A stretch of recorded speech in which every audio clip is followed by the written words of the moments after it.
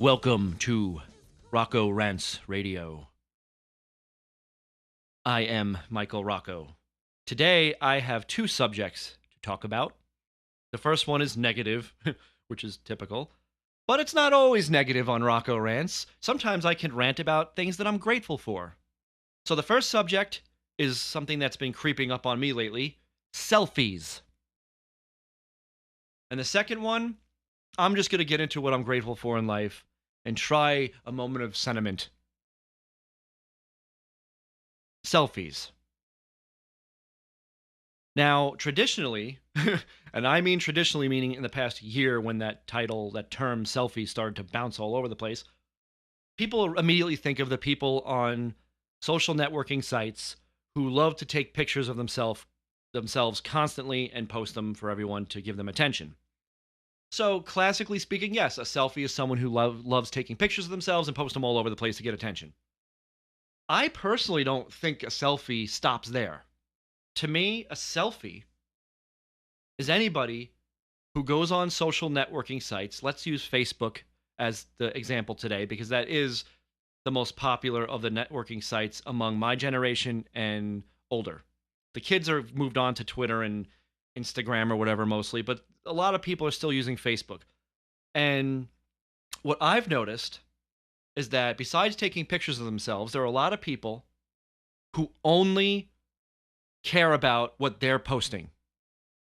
Meaning, whether it's a picture or a status update or a link or whatever it is, selfies are people that are only concerned about themselves, drawing attention to themselves, and couldn't care less about giving back any attention to any other person. Like, there are people that just can't be bothered with so much as liking your status or your photo, but they expect everyone to like what they're doing. I even have friends, I'm not going to get into specifics, obviously, but I know people who use their phones for Facebook and only care about what they're posting and then literally turn off the phone and go do other things. They don't even check responses or they don't even check what other people are posting. They can't be bothered. So that to me is something that kind of ticks me off a little bit. Now Facebook, for example, it's not all it appears to be. Sometimes it's actually the Facebook design that screws with you a little bit. Like, for instance, sometimes I'll see that a guy will post the dumbest status. It'll be like, "Is it Friday yet?" And he'll get like 50 likes. And I'll scratch my head and go, wait a minute. I just posted the latest review of our album, a really positive review from like the Sentinel magazine or whatever. And I got like 3 likes. Now, nobody likes to admit it, especially grown-ups. But that hurts a little bit. You know, most people, again, won't talk about it, or they don't want to be that petty or sound like sour grapes.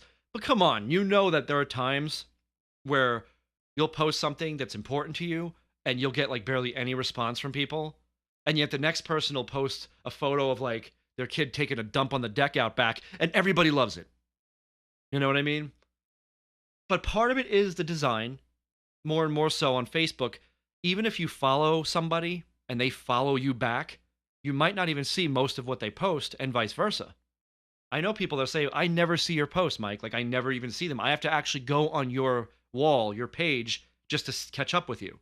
And I say, yeah, it's funny because I actually never even see your stuff, even though I'm definitely following your posts or subscribing to you or whatever it's called now.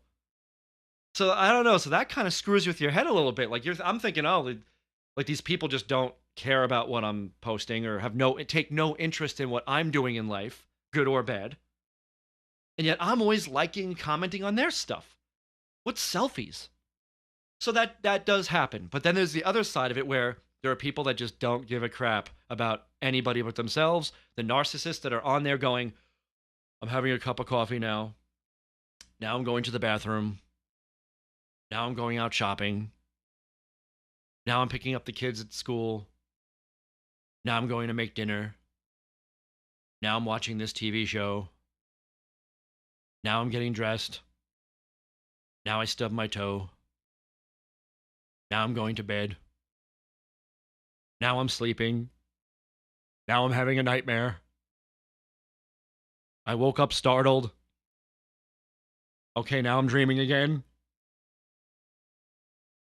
Now I'm having night terrors. Now I've awoken swinging a baseball bat around the bedroom and I think I killed everybody in the house. Why doesn't anyone like my status? But this is kind of all right. So yeah, I don't know what this does bother me a bit, because some people will say, well, Michael, are you happy with your life? Like, why? Who cares? It's fake book. Like you always say, who gives a crap? It's not real. It's not important. And yet, why are we all on there still? It must mean something, right? Why are we on there? Because we all secretly kind of want to show people how good we're doing or what we're all about, and we also do like to connect with humanity. We, even me, like we like to say, wow, I'm kind of, over the years, I don't really talk to this person from high school a lot on Facebook, but it's kind of nice. It's comforting to see that I'm watching their children grow up on Facebook. I'm seeing their family evolve. I mean, that is kind of cool. It's not a bad thing. It's just when people that you think are superficial nimrods get like 100 likes or comments on something that just seems like, who cares? What am I doing wrong that nobody gives a crap what I say except for the same 3 or 4 people? And that's where you start to get into like more metaphysical and spiritual stuff, like energy.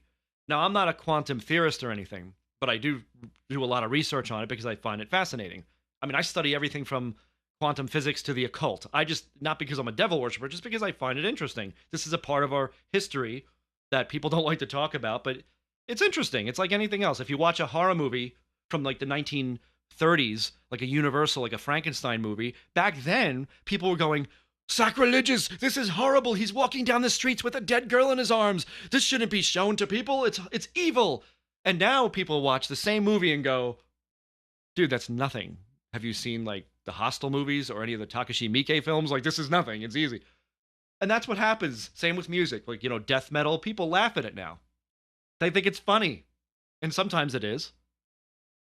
So we kind of, we're getting thicker skin or adapting to changes. So, I don't know, am I contradicting my own point right now? I don't know, but like, my point is, when it comes to quantum physics, right, there are still people that are very, like, threatened by the notion. About a year ago, I had a conversation with one of my cousins about it at dinner, and I thought it was just a really fun discussion, something I'm used to having, and it was like no big deal to me. But I realized quickly that he was actually getting very uncomfortable by this.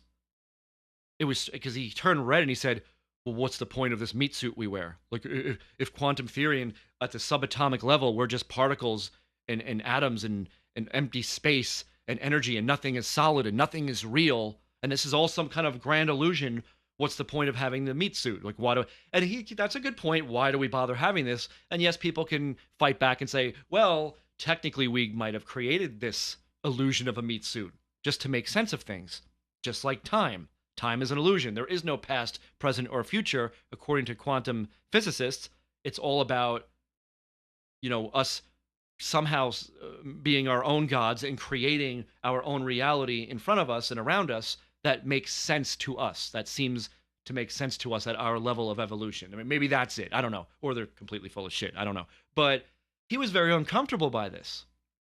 And I didn't want to offend him. I like him and all. I didn't think it was such a taboo subject. So anyway, the reason I brought this up was when you look at Facebook, this is actually a good experiment for any of you crazies out there like me who go, is this all a matrix or a holodeck? Am I just projecting this sense of reality around me? Am I creating everything in it?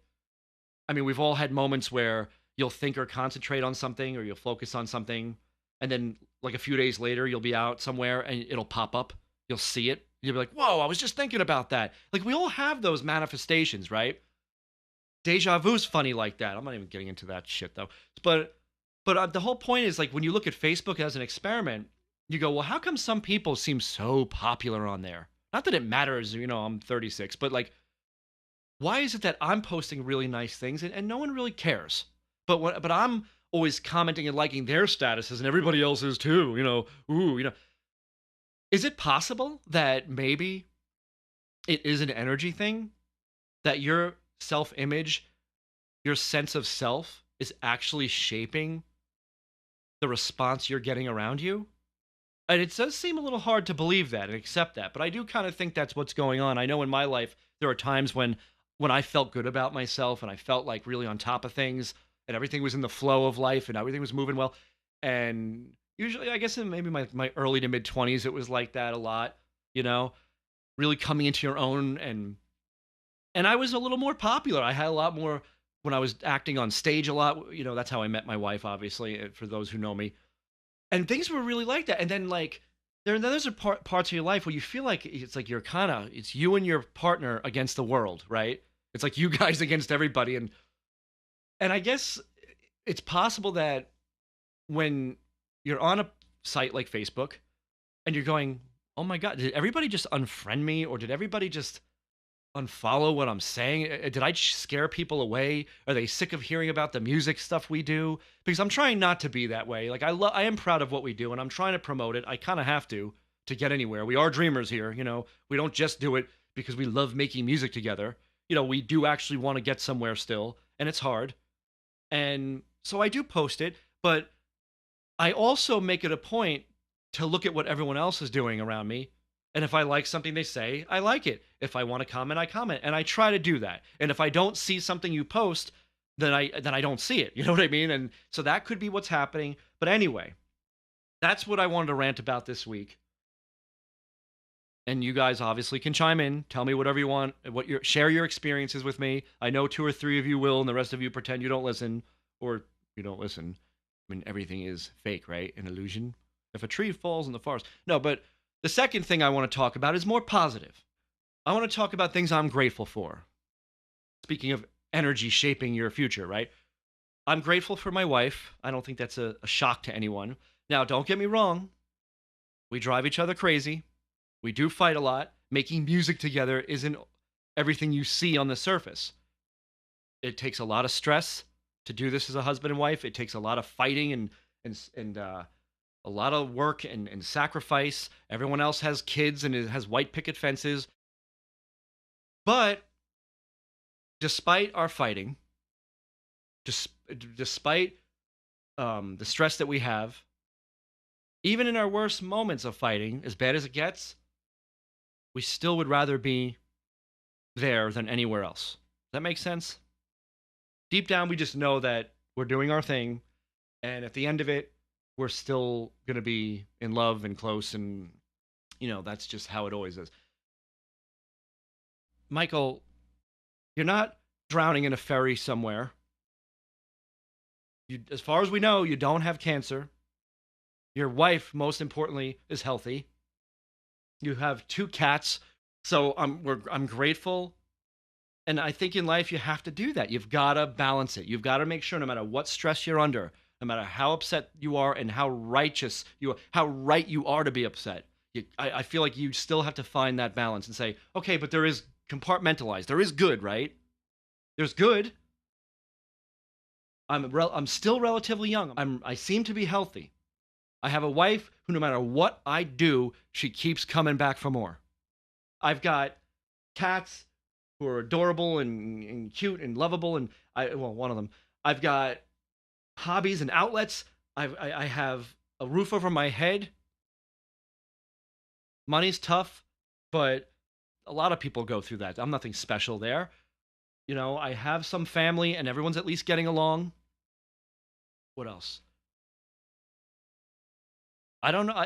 I'm grateful for my interests. I'm grateful that, you know, I late at night I can just, before bed I can just hop on the couch and put on YouTube through my PS3 and watch videos about everything in the world, you know, and while my wife is on the other couch painting or writing or whatever, doing her schoolwork for the next day, and we don't even have to talk. We can go the whole night and just know that we're there, connected, you know. I'm grateful for that. I'm grateful that the weather is finally starting to break and get nicer, and I'm grateful that we get to go to our beach on the North Shore and Mount Sinai and Cedar Beach West. We get to go there and walk at sunset like we always did. I love that. I love that we walk around the neighborhood and we're the only people that seem to do this for some crazy reason. If you're listening to me right now, right? Take walks. You know what I mean? If you get nothing else from what I've said to you in the past couple of months, take a walk. If you have a significant other, grab him or her by the hand and go walk out in nature. It doesn't matter for how long or where it is. After dinner, go for walks. Something so simple as that means all the world to me. Holding her hand is the greatest thing I've ever had happen. To this day, it's better than sex. It's better than, money, I guess. I wouldn't know. It's better than pizza. It's better than anything is taking her hand in mine. That's it. Knowing her hand's locked into mine, that means more to me than any other thing. And so to end this tonight, today, whatever, is to say the good things in life, the memories you have, the most cherished things in life, they're sometimes not really grandiose, operatic, cathartic memories of big things.